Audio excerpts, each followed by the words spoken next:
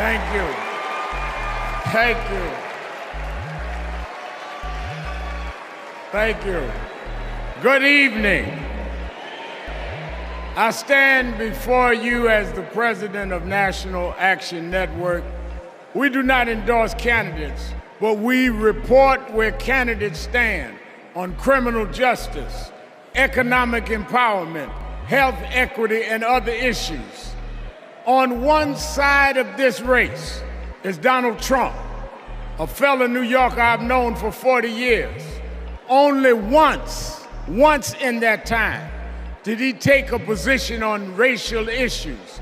He spent a small fortune on full-page ads calling for the execution of 5 innocent young teenagers. Well, I'm gonna bring them out in a minute, and you'll hear from them tonight. Because they were not executed, they're here to continue to fight.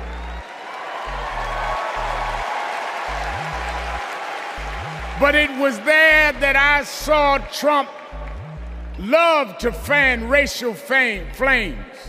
On the other side is a woman that I've walked with in Selma, Alabama to commemorate the 59th anniversary of Bloody Sunday.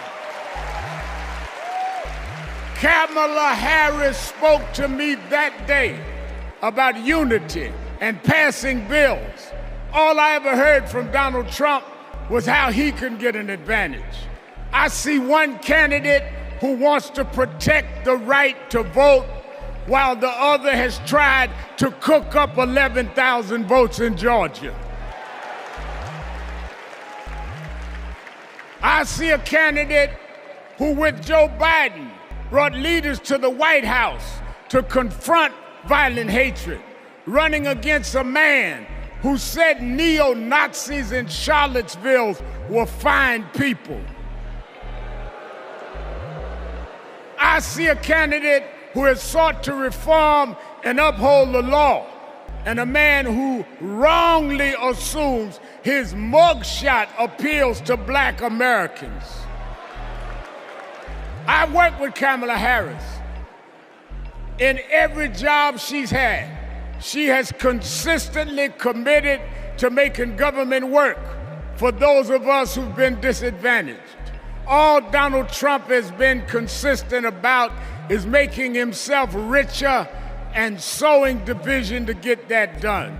This man sat right here in Chicago a few weeks ago, refusing to apologize for claims that migrants were taking Black jobs. Well, in November, we're gonna show him when Blacks do their job.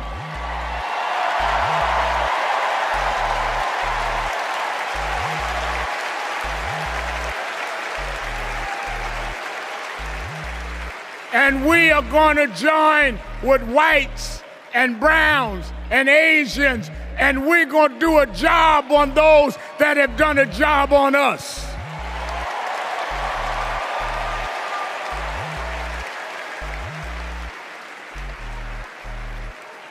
Tonight, we are going to realize Shirley Chisholm's dream.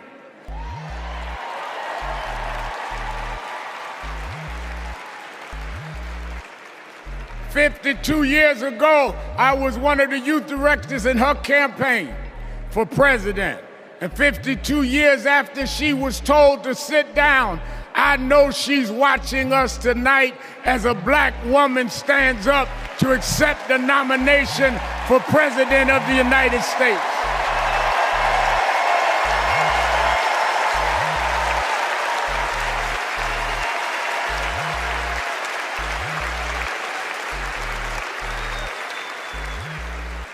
We have fought too hard for women to be told to get out of the kitchen.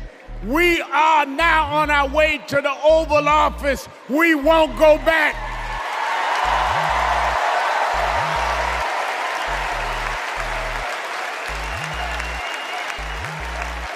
We fought hard.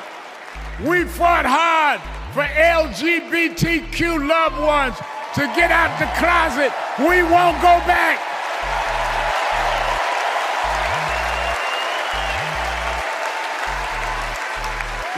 fought hard for the right to choose, the right to education. We suffered and died and bled, went to jail to get the right to vote. We won't go back.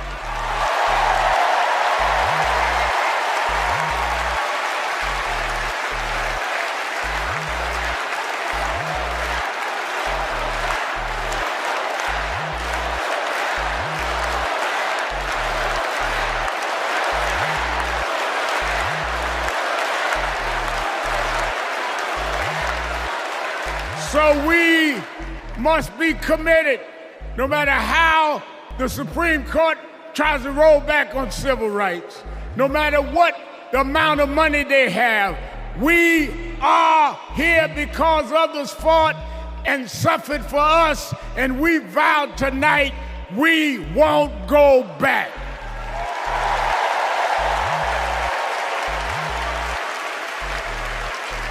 This November, we will go forward to fulfill the promise of a just and fair nation. And let me say, as we transition, I'm a preacher. And in Psalms it says, weeping may endure for a night, but joy comes in the morning. We've endured January 6th. We've endured conspiracy theories. We've endured lies and areas of darkness, but if we stay together, black, white, Latina, Asian, Indian American, if we stay together, joy, joy, joy, joy coming in the morning.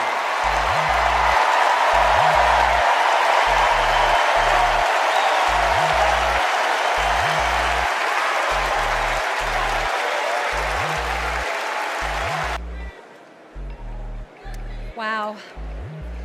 Our country is built on justice, and people's lives, as we just heard, can be harmed when we fail to do justice. But Kamala Harris fights to do justice. No one knows that better than the prosecutors who fought alongside her. These are their stories.